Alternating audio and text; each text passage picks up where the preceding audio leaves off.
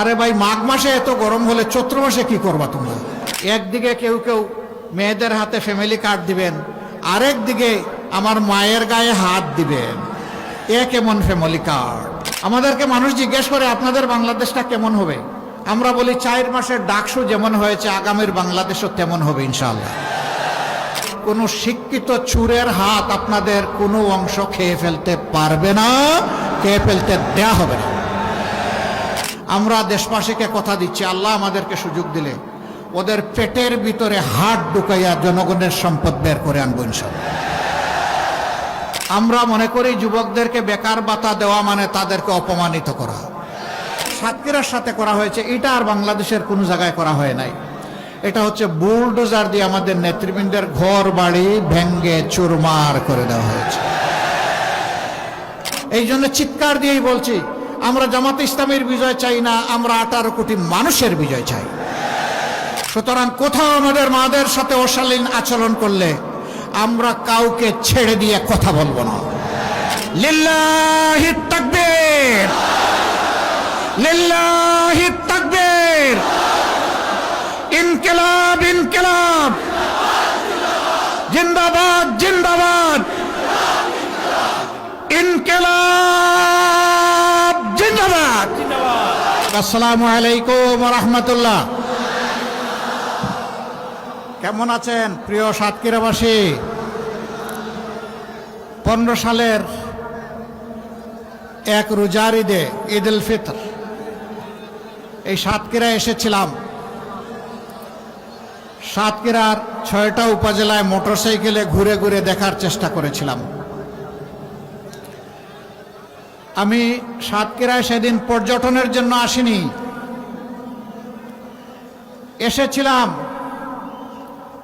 দেশপ্রেমিক ইমানদার যে 48 জন মানুষকে খুন করা হয়েছিল, শহীদ করা হয়েছিল,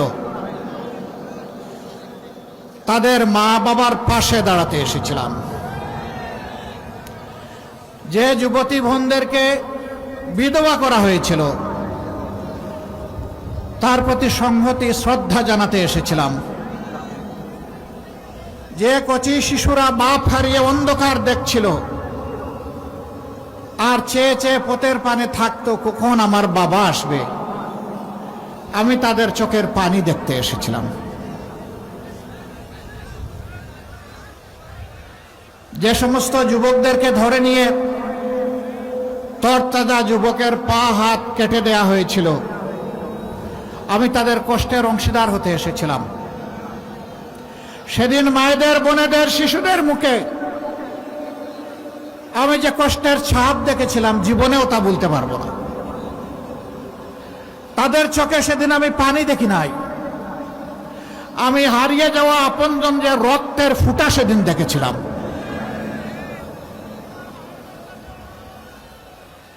তালার 2টি বাচ্চা, রুকিয়া এবং রুকায়া, ওরা দেয়ালে ছবি দেখে বলেছিল এটা আমার বাবার ছবি।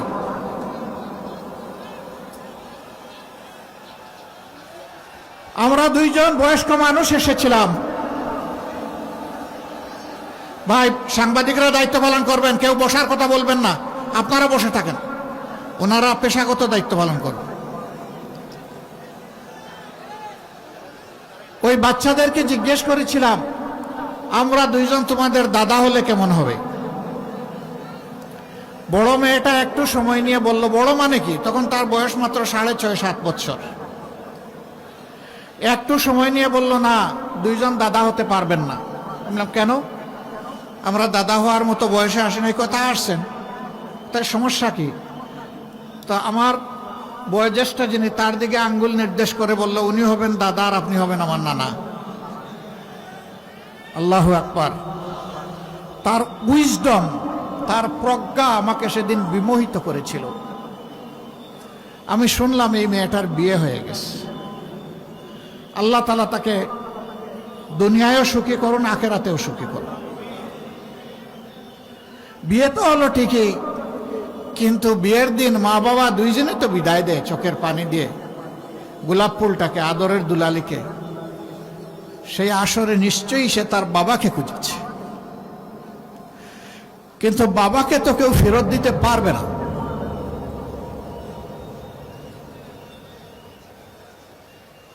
কিছু সংখ্যক মা বলেছিলেন, আমার সন্তানের কি দোষ, তারা মানল কেন?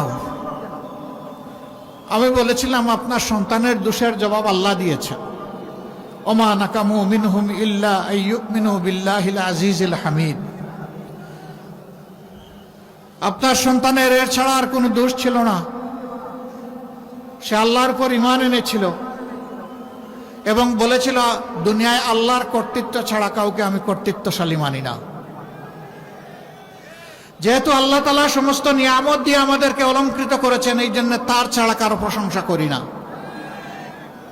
কোনো নেতার নয়, কোনো নেত্রীর নয়, প্রশংসা হবে একমাত্র আলহামদুলিল্লাহ রাব্বিল আলামিন। সকল প্রশংসা একমাত্র রব্বুল আলামিন আল্লাহর। এইটাই আপনার সন্তানের দোষ ছিল, অপরাধ ছিল। একজন মা বললেন, তাহলে সেই অপরাধ তো আমারও, আল্লাহ কি এই জন্য আমাদেরকে ভালোবাসবেন? আমি বললাম, নিশ্চয়ই আপনার যে সন্তান আল্লাহকে ভালোবেসে দিনের জন্য তার জীবন দিয়েছে, রক্ত দিয়েছে, আপনাকে এবং আপনার সন্তানকে আল্লাহ ভালোবাসেন। আমরা দোয়া করব আল্লাহর ভালোবাসার মানুষ যেন আপনারা হতে পারেন। তখন তিনি বললেন যে, কলিজার ভিতরে একটু শান্তি অনুভব করছি। সম্মানিত ভাইয়েরা, শুধু কি সাতক্ষীরা? হ্যাঁ, বাংলাদেশের মধ্যে সবচাইতে বেশি অপরাধ করা হয়েছে সাতক্ষীরায়। একটি সিঙ্গেল জেলায় কোথাও এত সংখ্যক মানুষকে খুন করা হয়নি। বিচার আমরা দুনিয়ায় পাবো কিনা জানি না, তবে বিচার ইনশাআল্লাহ আমরা আখিরাতে পাবো।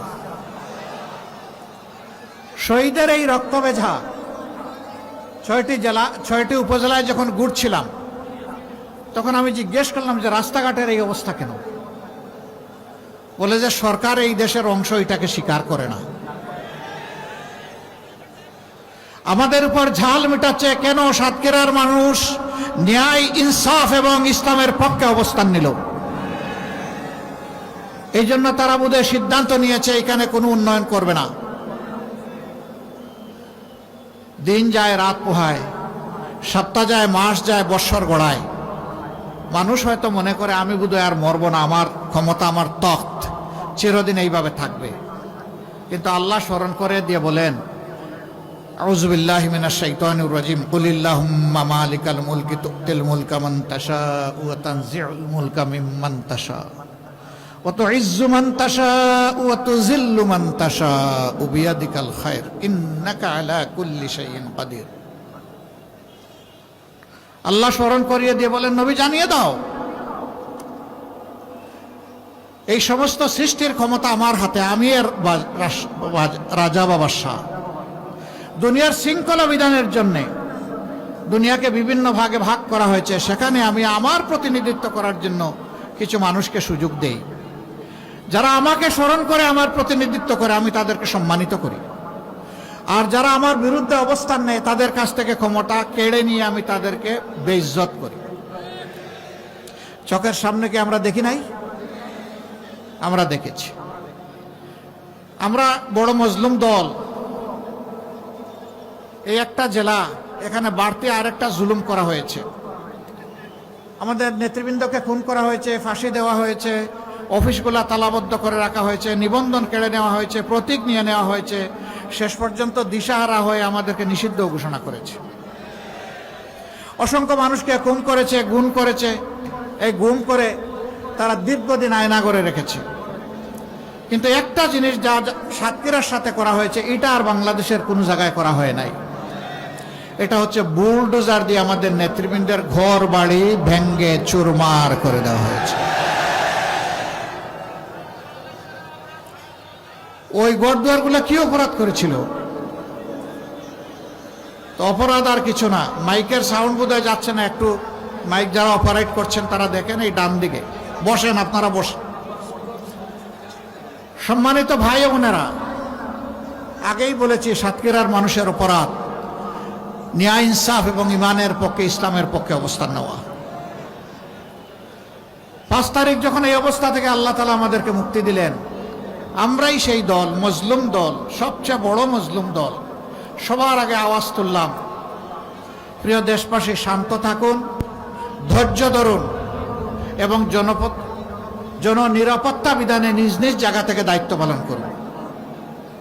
আমরা বলে দিলাম, দুঃখ বেদনা যন্ত্রণা যাই থাকুক, আল্লাহ তাআলা জুলুমের হাত থেকে আমাদেরকে মুক্ত করেছেন।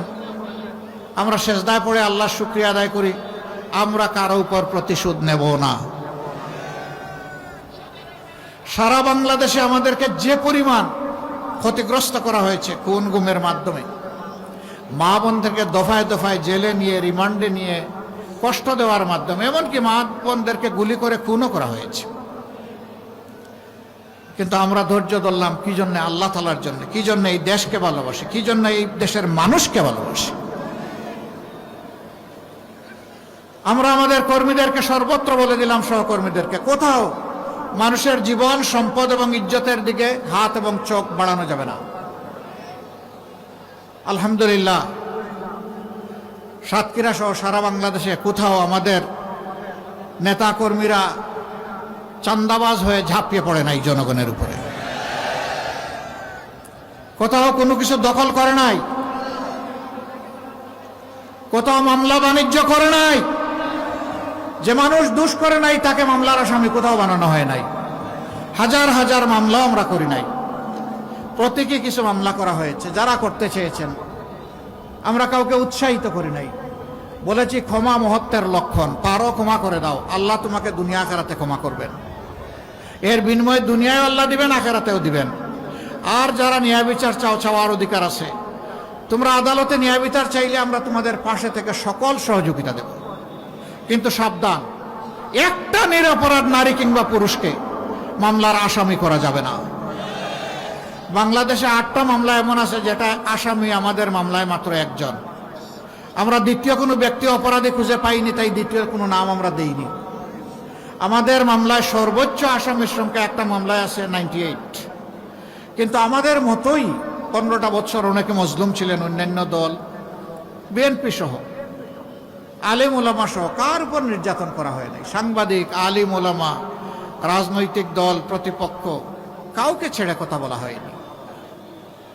সেই মামলাগুলোতে অনেকের মামলায় 1000, 1200, 800, 900 আসামি আছে। সেইটা দিয়ে বাণিজ্য করা হচ্ছে, মানুষকে হয়রানি করা হচ্ছে। আমরা স্তম্ভিত, বাংলাদেশ আমরা লজ্জিত। যারা নিজেরা জুলুমের শিকার হয়ে মজলুম ছিলাম, তাদেরই কেউ কেউ আবার জালিম হয়ে গেলাম। এটা আমরা চাই না। সাতক্ষীরার কিছু সঙ্গত দাবি এখানে সম্মানিত জেলা আমির পেশ করেছেন। সাতক্ষীরাকে বঞ্চিত রাখা হয়েছে 15.5 বছর। সৎ মায়ের সন্তানের মতো আচরণ করা হয়েছে। আমরা আপনাদের কাছে আহ্বান জানাই, অনুরোধ জানাই, সাতক্ষীরার 4টা আসন ইনশাআল্লাহ আপনারা ন্যায় এবং ইনসাফ কায়েমের জন্য, জনগণের সরকার কায়েম করার জন্য, দিনদার সরকার কায়েম করার জন্য, মদিনার শাসনের আমলে একটা সুশাসন কায়েম করার জন্য আপনারা যদি আমাদেরকে উপহার দেন, তাহলে আপনাদের প্রতি আমরা গভীর কৃতজ্ঞতা প্রকাশ করব এবং এই ঋণ পরিশোধ করার জন্য পুরা সময় জুড়ে আমরা চেষ্টা করব ইনশাআল্লাহ। আপনাদের সাথে আলোচনা করে আপনাদের সমস্যাগুলা সমাধান করা হবে ইনশাআল্লাহ। উপর থেকে কিছুই চাপিয়ে দেওয়া হবে না। তবে এইটুকু আমরা নিশ্চয়তা দিতে পারি, আল্লাহ যদি তার মেহেরবানিতে আপনাদের বুটে, আপনাদের ভালোবাসায়, সমর্থনে সরকার গঠনের সুযোগ আমাদেরকে দেন, তাহলে কোনো শিক্ষিত চোরের হাত আপনাদের কোনো অংশ খেয়ে ফেলতে পারবে না, খেয়ে ফেলতে দেয়া হবে না। এই দুঃখী বাংলাদেশের সম্পদ লুট করে কিছু লোক, কিছু রাজনৈতিক দুর্বৃত্ত এবং কিছু লোক জনগণের সেবক হয়ে এমন এমন কাজ করেছে যে তারা দেশের সম্পদ লুণ্ঠন করে বিদেশে পাচার করেছে। 28 লক্ষ কোটি টাকা বাংলাদেশ ব্যাংকের হিসাবে, যার ডকুমেন্ট আছে, আর যেটার ডকুমেন্ট নাই তার কোনো হিসাব নাই। আমরা দেশবাসীকে কথা দিচ্ছি, আল্লাহ আমাদেরকে সুযোগ দিলে ওদের পেটের ভিতরে হাত ঢুকাইয়া জনগণের সম্পদ বের করে আনবো ইনশাআল্লাহ। যা পারি, যতটুকু পারি, কোনো ক্ষমা নাই এই ব্যাপারে। জনগণের সম্পদ লুণ্ঠনকারীর ব্যাপারে আমাদের কোনো দয়াও নাই, ক্ষমাও নাই। এখানে আমরা কঠোর, আপোষহীন। আর ভবিষ্যতের বার্তা হবে ফ্রম রাইট নাও, যেদিন এই সরকার শপথ নেবে, অতীতে যা করেছে এটা পরে দেখা যাবে, এখন থেকে কেউ আর কালো টাকার দিকে হাত বাড়াতে পারবে না। আমরা সম্মানের সাথে সকল পেশার, সকল শ্রেণীর রাষ্ট্রের সেবক, কর্মকর্তা, কর্মচারীদেরকে বাঁচার পরিবেশ তৈরি করে দেব। যারা ঝুঁকিপূর্ণ পেশায় দায়িত্ব পালন করেন তাদের স্যালারি হবে সম্পূর্ণ আলাদা।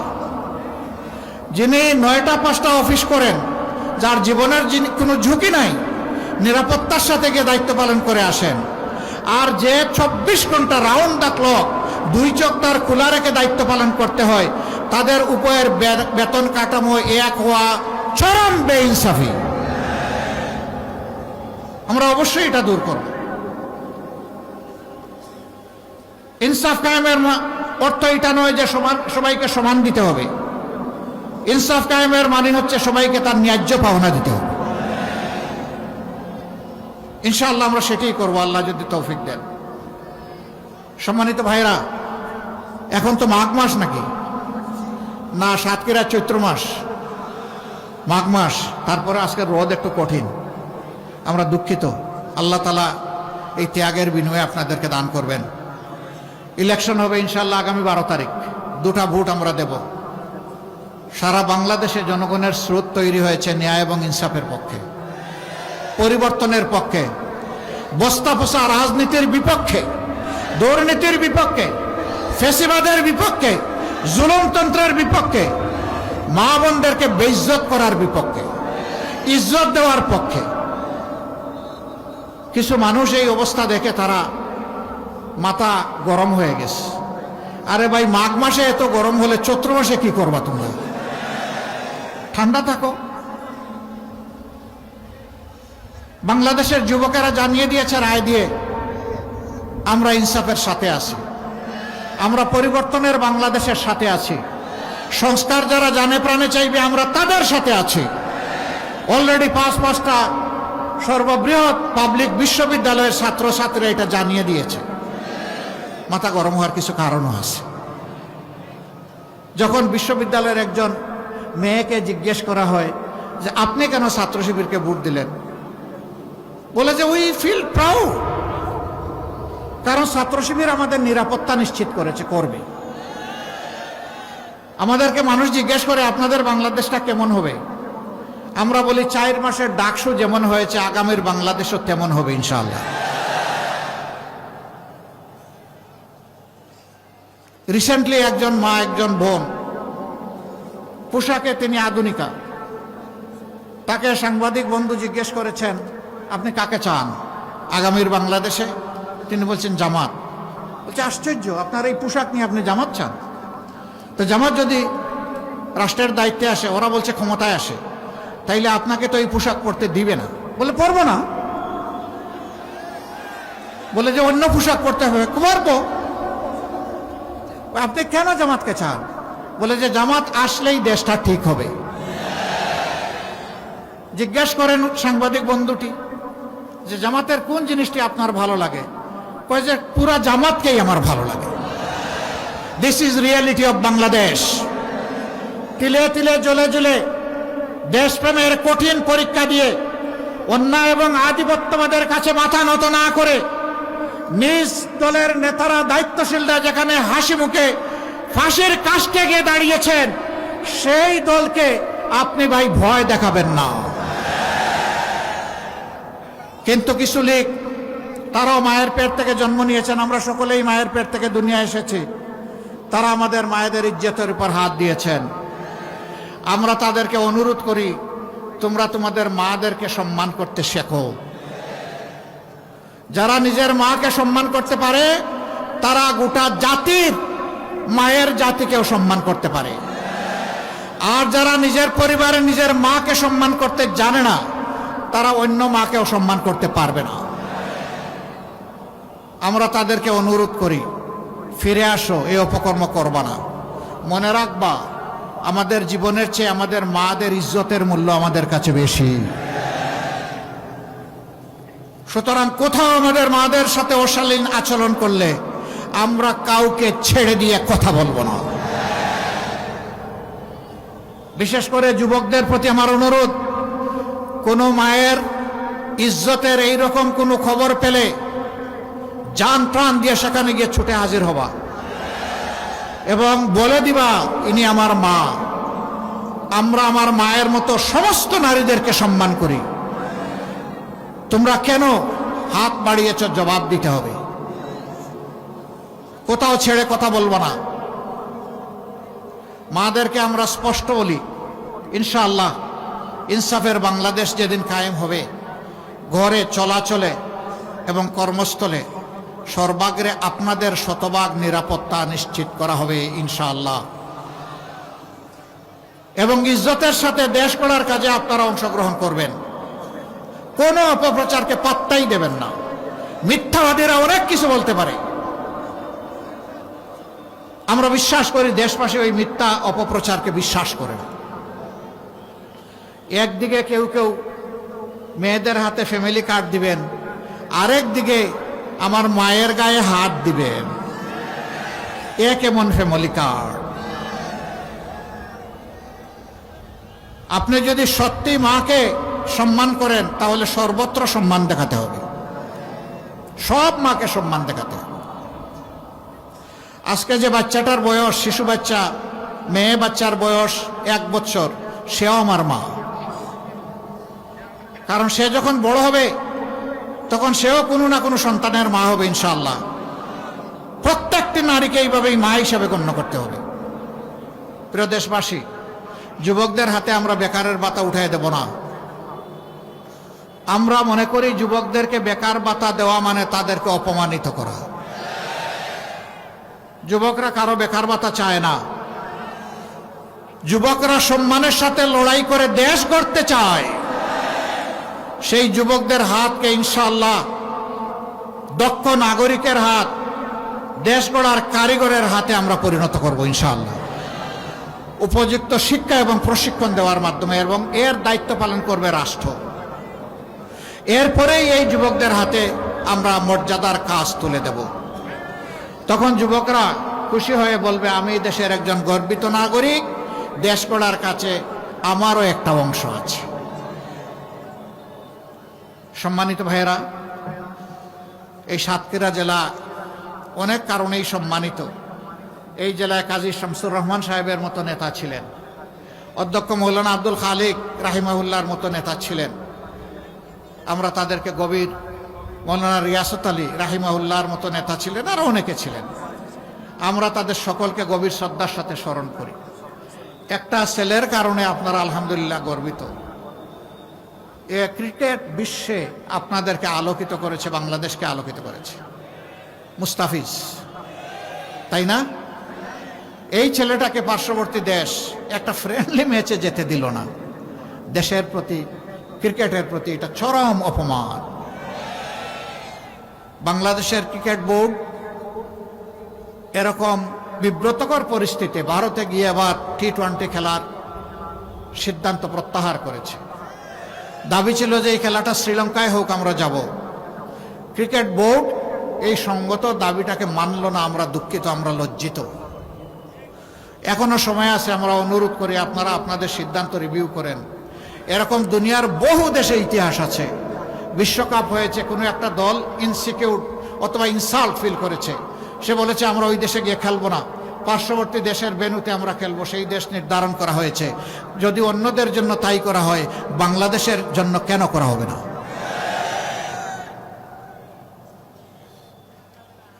দেশপ্রেমের নজির এবং সাক্ষ্য আমাদেরকে সর্বত্রই রাখতে হবে ইনশাআল্লাহ।